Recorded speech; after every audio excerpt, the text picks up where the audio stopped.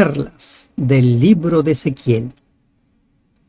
El uso de los sellos se remonta a los antiguos imperios de Egipto y Mesopotamia. Ya se utilizaban allí para sellar tumbas y para asegurar el cierre de un documento o un contenedor de transporte. Posteriormente se utilizó para sellar animales, personas. El sello marca distinción. El sello nos dice que algo es especial. Buen día. Damos gracias a Dios porque nos permite continuar el estudio de las perlas del libro de Ezequiel. En esta ocasión ingresamos al estudio de las perlas del capítulo 9. ¿De qué trata este capítulo 9? Habla acerca de la visión de la muerte de los culpables. Este capítulo es la continuación del capítulo 8. En el capítulo 8 vimos nosotros las abominaciones que se estaban cometiendo en Jerusalén. Clamó en mis oídos con gran voz diciendo: los verdugos de la ciudad han llegado y cada uno trae en su mano su instrumento para destruir. Hasta aquí ya debe quedar claro para nosotros que el Dios de amor también es el Dios del juicio. Hay quienes solo les gusta el lado amor de Dios.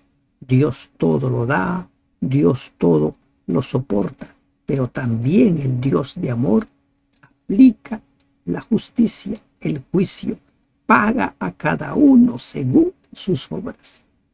De allí que hay que estar apercibidos de que la única manera de vivir es poniendo en práctica la palabra de Dios. Los verdugos de la ciudad han llegado. ¿Quiénes son los verdugos? Como ya mencionamos anteriormente, la Biblia es su propio intérprete. Si la Biblia no ahonda en detalles, si la Biblia no nos dice qué significa, todo lo que digamos será especulación. Solo dice: los verdugos han llegado. En la versión Jerusalén dice: se acercan los castigos de la ciudad. La Septuaginta dice: se ha acercado la venganza de la ciudad.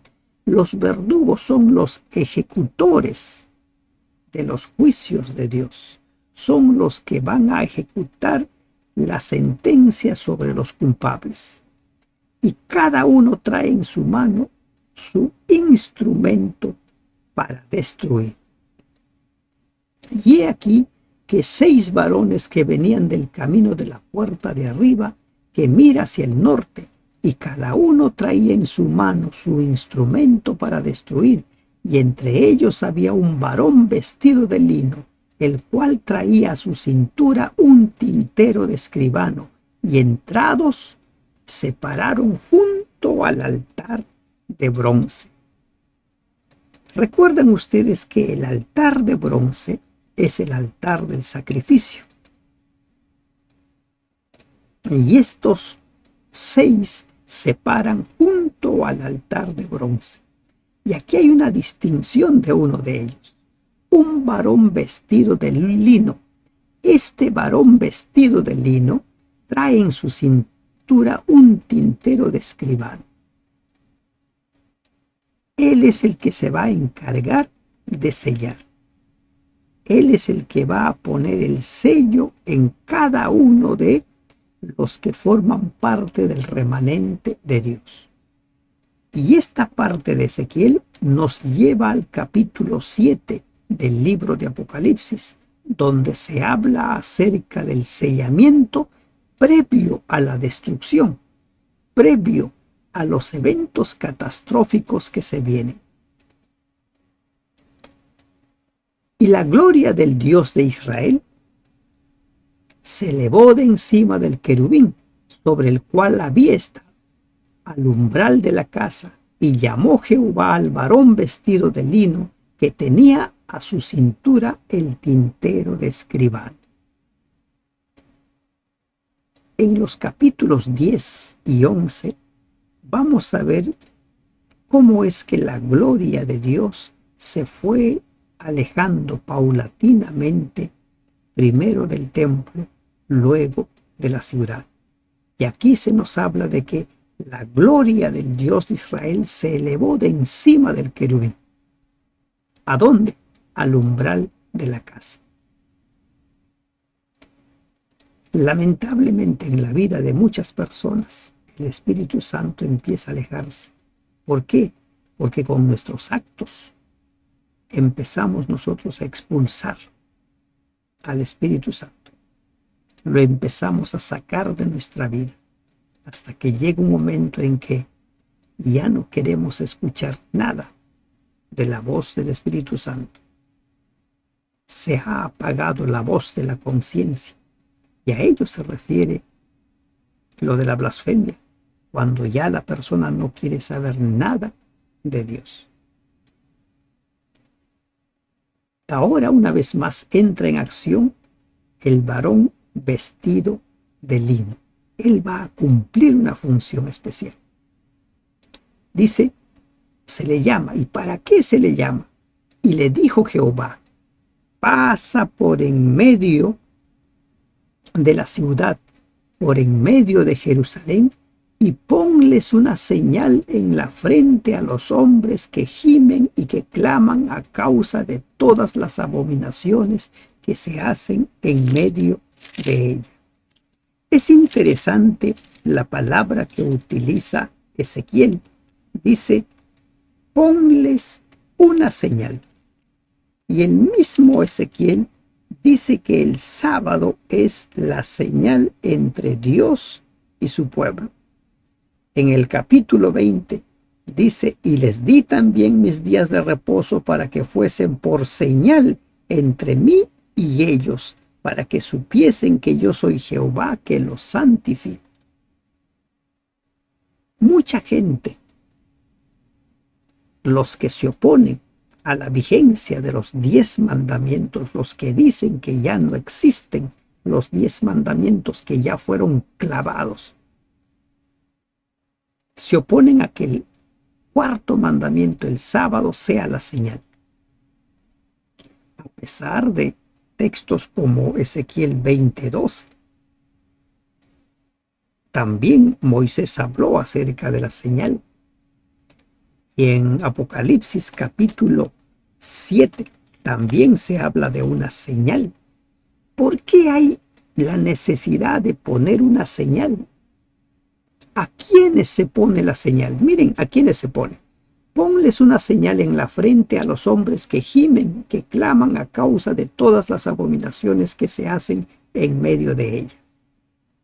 Los que dicen que los 10 mandamientos, incluido el sábado, ya no existe, ellos dicen que esa señal, ese sello, como lo dice Pablo, es el Espíritu Santo.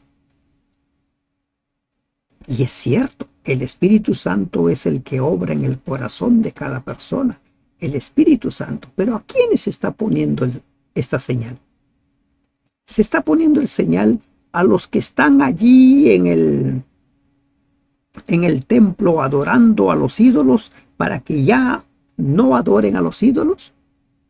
¿O se está poniendo la señal a los que son parte del pueblo de Dios? Se está poniendo la señal, o se ordena que se ponga la señal a los que gimen, a los que claman a causa de todas las abominaciones, a los que están dolidos, a los que sufren al ver al pueblo de Dios entregado al pecado.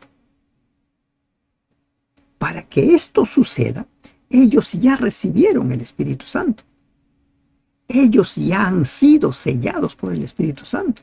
Como dice el apóstol Pablo en Efesios, las arras, ¿verdad? Si no, no formarían parte de ese grupo que va a ser sellado.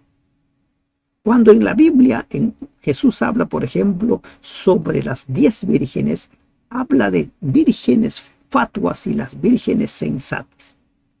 ¿Qué los diferencia? ¿Qué hace que sean unas fatuas y otras sensatas? ¿No? la obra del Espíritu Santo en sus vidas. Pero en el tiempo del fin hay necesidad de distinguirlos. ¿Para qué? Para que los destructores no los toquen. ¿Se dan cuenta? Toda persona que acepta a Jesús como su Salvador recibe el Espíritu Santo. Todos. Pero no todos, como dice Mateo 7, no todos los que claman el nombre de Jesús son parte de su pueblo. No todo el que me dice Señor, Señor, entrará en el reino de los cielos.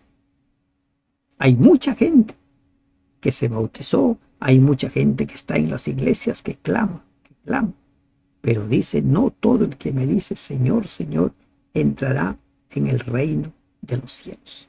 Entonces, se pone la señal a los que gimen, a los que claman, a los que buscan a Dios cada día, a los que han recibido las arras, la garantía del Espíritu Santo de que sean salvos. ¿Y para qué se los pone la señal? ¿Para qué? Y a los otros dijo, oyéndolo yo, pasad por la ciudad en pos de él y matad, no perdone vuestro ojo ni tengáis misericordia. Los otros, los verdugos, reciben la orden de destruir. Así como en Apocalipsis capítulo 7 dice, no hagáis daño a la tierra, ni al mar, ni a los árboles, hasta que hayamos sellado en sus frentes a los siervos de nuestro Dios. No hagan daño. Y aquí sucede lo mismo. Dice en el versículo 6, matad a viejos, jóvenes y vírgenes, niños y mujeres, hasta que no quede ninguno. La orden es a todos. La orden es todos mueren, sin importar género, sin importar edades, todos. Pero hay un grupo que no es tocado. Dice, pero a todo aquel sobre el cual hubiere señal, no os acercaréis y comenzaréis por mi santuario. ¿Se dan cuenta la distinción? Los que tienen la señal, los que tienen el sello, no son tocados. No son tocados. Y comenzaréis por mi santuario. ¿Por qué la destrucción debe comenzar por el santuario? Porque ya Dios le había mostrado a Ezequiel todo lo que estaba sucediendo en el santuario. La primera aplicación de este decreto indica el fin del tiempo de gracia de Jerusalén. Dios había agotado sus recursos en sus exhortaciones al rebelde Israel. Quitaría su poder represor que frenaba a los invasores caldeos. Sin misericordia, los ejércitos caldeos ejecutarían la orden de matar a los viejos jóvenes hasta que no quedara ninguno. Habrían de comenzar por el santuario donde se había concentrado los horrendos pecados del pueblo. Estas escenas volverán a verse en los últimos días. Entonces también el juicio habrá de comenzar por la casa de Dios, como dice Primera de Pedro 4:17. Comiencen por el santuario, con aquellos a quienes Dios ha dado gran luz y que han sido los guardianes espirituales del pueblo, pero han traicionado su cometido. Estos líderes religiosos, pastores infieles, serán primeros maltratados por los que han sido engañados de ellos. Más tarde perecerán en la destrucción general que precede y acompaña la segunda venida de Cristo. Apocalipsis 15:19. Todo lo que se escribió para nuestra enseñanza.